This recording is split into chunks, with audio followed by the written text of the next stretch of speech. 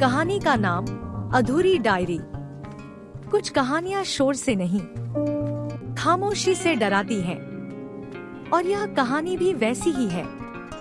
साल 1998, मध्य भारत का एक छोटा सा कस्बा देवपुर। यह जगह नक्शों में कम और अफवाहों में ज्यादा मिलती थी। देवपुर में एक पुराना घर था। लोग उसे नील हवेली कहते थे। नीली नहीं थी वो, बस उदासी का रंग ऐसा था कि लोगों ने नाम दे दिया। उस हवेली में पिछले 22 सालों से कोई नहीं रहा था। मैं, अमन, उस समय पत्रकार था। नई नई नौकरी लगी थी और मुझे चाहिए था एक ऐसी स्टोरी जो मुझे पहचान दिला दे। देवपुर पहुंचा तो पहली ही शाम किसी ने कहा, नील हवेली में मत जाना।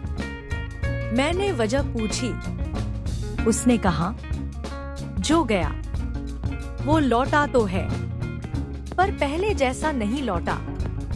ये जवाब डराने के लिए काफी था और पत्रकार को उकसाने के लिए भी। नील हवेली का रहस्य। हवेली कभी डायरी परिवार की थी। घर के मालिक रघुवीर डायरी। 1976 में एक ही रात में पूरे परिवार की मौत हो गई। पत्नी, 2 बच्चे और रघुवीर खुद। पुलिस ने केस बंद कर दिया। कारण लिखा, आत्महत्या। लेकिन कस्बे को कभी यकीन नहीं हुआ, क्योंकि घर में कोई जहर नहीं मिला, कोई हथियार नहीं मिला, कोई सुसाइड नोट नहीं मिला। सिर्फ एक चीज मिली थी, एक अधूरी डायरी। मैं हवेली में घुसा। दिन में डरपोक नहीं था, समझदार था। धूल, जाले और सन्नाटा। ऐसा सन्नाटा जो कानों में बजता है।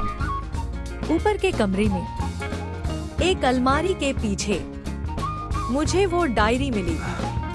पुरानी, भूरी जिल्द, आखिरी पन्ने फटे हुए।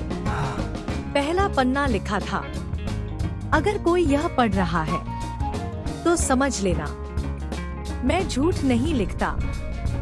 डायरी में रघुवीर ने अपनी जिंदगी दर्ज की थी। धीरे धीरे चीजें अजीब होती गई। उसने लिखा था कि रात में कोई उसके घर में चलता है। बच्चों ने कहा, पापा, कोई हमें बुलाता है। पत्नी ने कहा, इस घर में हम अकेले नहीं हैं। 17 अक्टूबर 1976। डायरी का आखिरी सही सलामत पन्ना। आज मैंने सच देख लिया। ये घर जिंदा है। ये यादों से मेरी आखिरी रात है। डर से सांस लेता है। मुझे डर लग रहा है। अगर मैं गलत हूँ तो कल सुबह सब ठीक होगा, और अगर मैं सही हूँ तो यह मेरी आखिरी रात है। आगे के पन्ने फटे थे।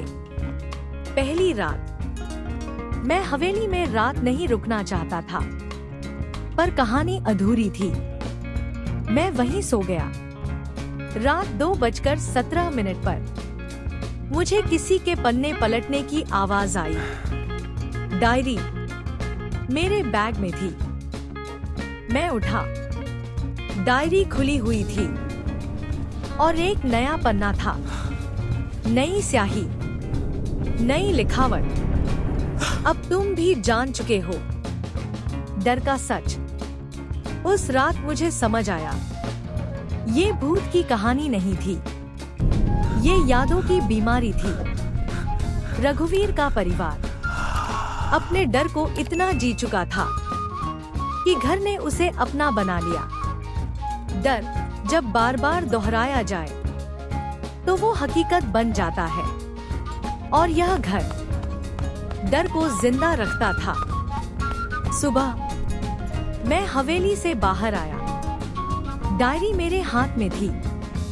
कस्बे के बूढ़े ने मुझे देखा और सिर्फ इतना कहा, अब तुम भी इसे छोड़ नहीं पाओगे।